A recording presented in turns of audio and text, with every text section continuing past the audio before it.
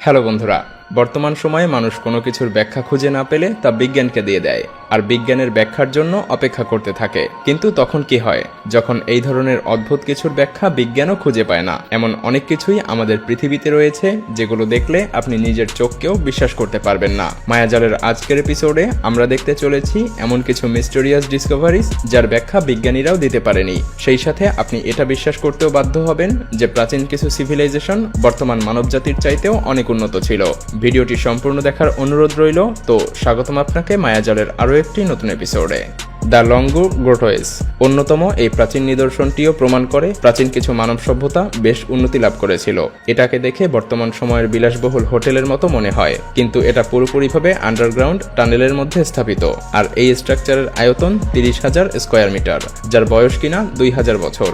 এখানে থাকার জন্য আলাদা আলাদা বেডরুম সহ গোসলখানা এবং সুইমিং পুলেরও অস্তিত্ব দেখতে পাওয়া যায়। এটাকে ভালোভাবে পর্যবেক্ষণ করার পরে কারোরই মনে হবে না যে এগুলো প্রাচীন সময়ের মানুষের তৈরি। সেই সাথে বেশ কিছু অবাক করা দেয়ালে এই ধরনের মূর্তিও রয়েছে। অনেকেই মনে করে থাকে পাথর কেটে দেয়ালে এই ধরনের চিত্রকর্ম বর্তমান সময়ে করাটাও অনেক কঠিন, অথচ 2,000 বছর আগে মানুষ নির্বিঘ্নেই এগুলো নিখুঁতভাবে করে গেছে।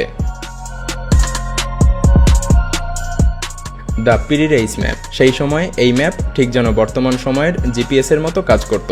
এই ম্যাপ দেখে সব সময় সঠিক দিক নির্দেশ করা যেত। আজ থেকে কয়েকশো বছর আগে এই ম্যাপ তৈরি করা হয়েছিল। 1513 সালে এই ম্যাপ তৈরি করেছিল অটোম্যান সাম্রাজ্যের আর্টিস্ট এবং সেইলর হাজি আহমেদ মহিউদ্দিন, যাকে ইউরোপীয়রা পিরিরেইস বলে থাকে। এই ম্যাপ তৈরি করার জন্য হাজি আহমেদ মহিউদ্দিন তার আগের সময়ের পুরনো 20টি ম্যাপ এবং কিছু ডকুমেন্ট ব্যবহার করেছিল।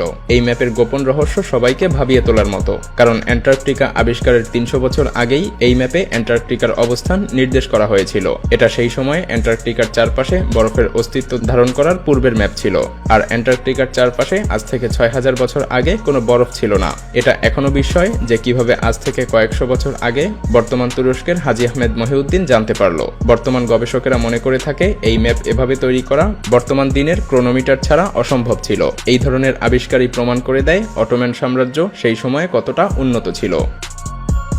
Whale box. পানিতে সাঁতার কাটতে থাকা হোয়েল অবশ্যই দেখে থাকবেন, কিন্তু জঙ্গলের মধ্যে এমন হোয়েল কি কখনো দেখেছেন? থাইল্যান্ডের একটি পাহাড়ি জঙ্গলে এই 3টি হোয়েল বক্স কোটি কোটি বছর ধরে এভাবেই পড়ে আছে। এগুলো দেখতে হুবহু তিমির মতো। যদিও বিজ্ঞানীরা মনে করে থাকে পাথরগুলোর এমন আকৃতি ন্যাচারালি হয়েছে, কিন্তু তারপরও কিছু প্রশ্ন থেকেই যায়। যেমন এই আকৃতির পাথর কেবলমাত্র এই 3টিই কেন, অন্যগুলো কেন নয়? কেউ কেউ মনে করে থাকে এই পাথরগুলোর ম্যাটেরিয়াল কিছুটা ভিন্ন প্রকৃতির।